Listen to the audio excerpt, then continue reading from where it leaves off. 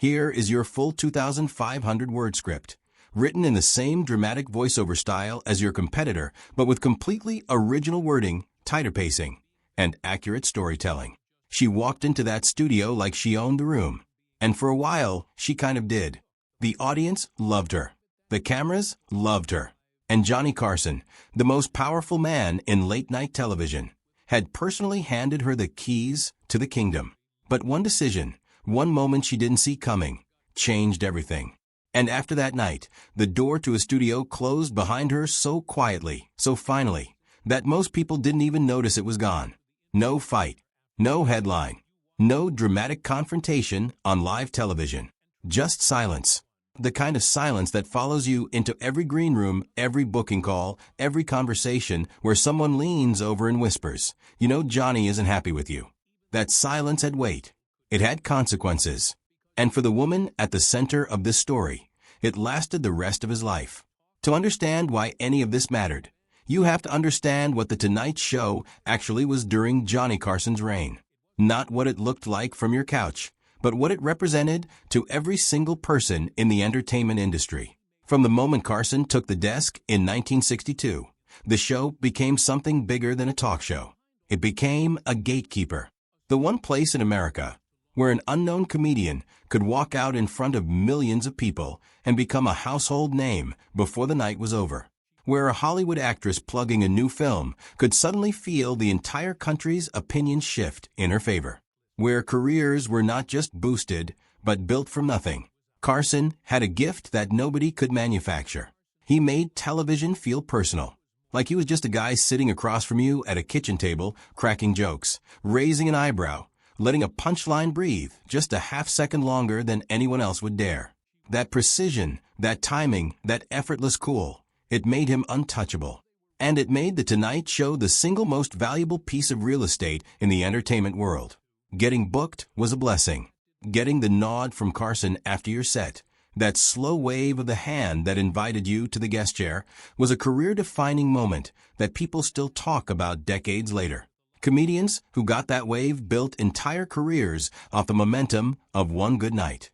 That is how much power that desk held. But power like that always has a shadow side. And Carson's shadow was long, and it was cold. And most people never saw it coming until they were already standing inside it. There was nobody in that world who understood both sides of Johnny Carson better than Joan Rivers. She first appeared on The Tonight Show in 1965, at a time when female comedians were treated like novelties at best and punchlines at worst. The industry had already told her she was done. She had been turned down by clubs, dismissed by producers, and written off as washed up before she had even truly started. She was 31 years old, and people were already acting like her window had closed. Then Carson put her on television. That first appearance changed the entire shape of her life. She came out sharp, funny, unapologetic, and ferocious. She didn't apologize for her jokes. She didn't soften her edges for the cameras. She was exactly herself, and the audience felt it immediately. When the set was over, Carson turned to the camera with that signature grin and told America they were going to be hearing a lot from this woman. That one sentence was the beginning of everything. He didn't just open a door for Joan Rivers. He walked her through it. He hired her as a writer on the show. He brought her back as a regular guest. When he needed nights off, he made her his permanent guest host, which in that era was a statement. It meant she belonged there. It meant he trusted her with the one thing he cared about most, which was his show. From the outside, it looked like a partnership built to last. The king of late night and the woman who might one day inherit the throne. People in the industry watched it and assumed it was unshakable. They were wrong. By the mid-1980s, Joan Rivers had spent nearly 2 decades building her career inside the world Carson created for her. She was famous, she was beloved, and she was still on that stage as his guest host whenever he stepped back. But something had started to shift beneath the surface. She was watching. She was paying attention. And what she saw was that NBC had no real plans to hand her the show when Carson eventually stepped away. Nobody said it directly. Nobody sat her down and told her the future she had been quietly waiting for wasn't coming. But she spoke to executives. She read the room. and the message was clear enough that she didn't need it spelled out. So when Fox, a brand new network still trying to prove itself, came to her with an offer to launch her own late-night show, she listened. It was historic. No woman had ever hosted a major late-night program before. It was the kind of opportunity that only comes around once, and she knew it. She also knew it was complicated. She was terrified of hurting Johnny. She understood what the show had meant to her. She understood what he had meant to her. But she also understood that nobody was going to hand her the future she deserved. She had to take it herself. The problem was not that she said yes to Fox. The problem, the one that fractured everything, was that Johnny Carson found out through other people first. He didn't hear it from her. He heard it the way powerful men hate to hear things, through the grapevine, through assistants and network gossip and second-hand conversations. And by the time Joan Rivers called to explain, the damage was already done. Carson picked up the phone, and then he hung it up. That was it. No confrontation, no argument, no opportunity for her to explain her side, to lay out the fear and the reasoning and the impossible position she had been placed in. Just a line going dead and a door sealing shut behind it. She wrote to him. She wrote to him more than once, more than a handful of times. She kept writing even when it became clear that nothing was coming back.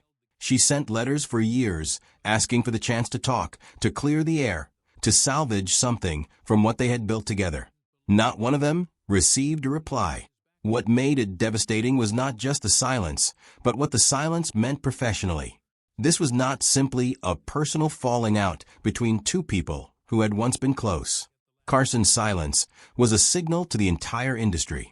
It was a flare sent up over the Hollywood skyline that said Joan Rivers is no longer welcome.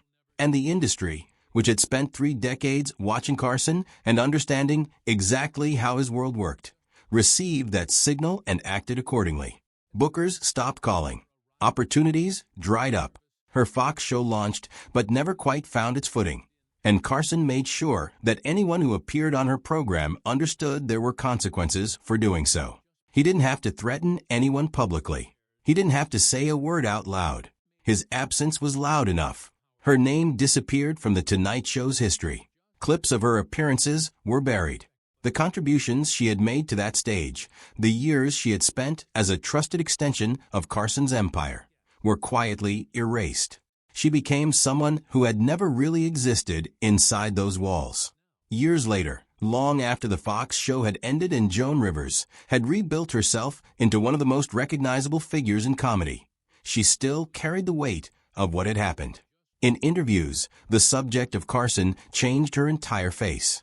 Her voice would shift. The sharp wit would pull back for a moment, and something more unguarded would surface. She called him the single most important person in her professional life. Not someone who had helped her, but the person who had made her possible. She spoke about the letters she had written and the silence she had received back with a kind of honesty that made it clear she had never fully stopped hoping he would respond. She had a theory about why he reacted the way he did. She believed that somewhere in Carson's mind, because she was a woman and because he had been the one to discover her, there was a possessiveness he could never fully separate from his sense of loyalty. As if her moving forward on her own terms was not an act of ambition, but an act of betrayal. As if she owed him stillness in exchange for everything he had given her. She never quite said it with bitterness. She said it the way people say things they have turned over so many times they have worn the edges smooth. Carson passed away in January of 2005. Joan Rivers was still alive. She had survived the exile, rebuilt her career, found new audiences, and proved everyone who had written her off completely wrong, which was something she had been doing since she was 31 years old. But she cried when she heard the news. Not for the television legend.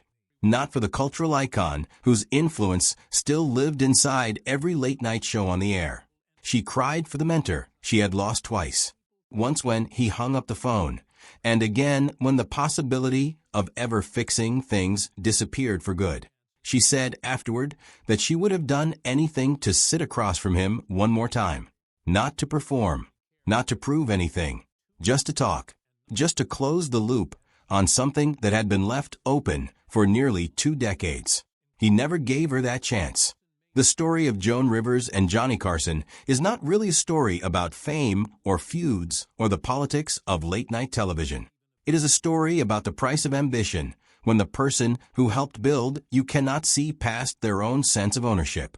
It is a story about what happens when loyalty is treated as a one-way street, and when silence becomes the most devastating weapon a powerful person can use.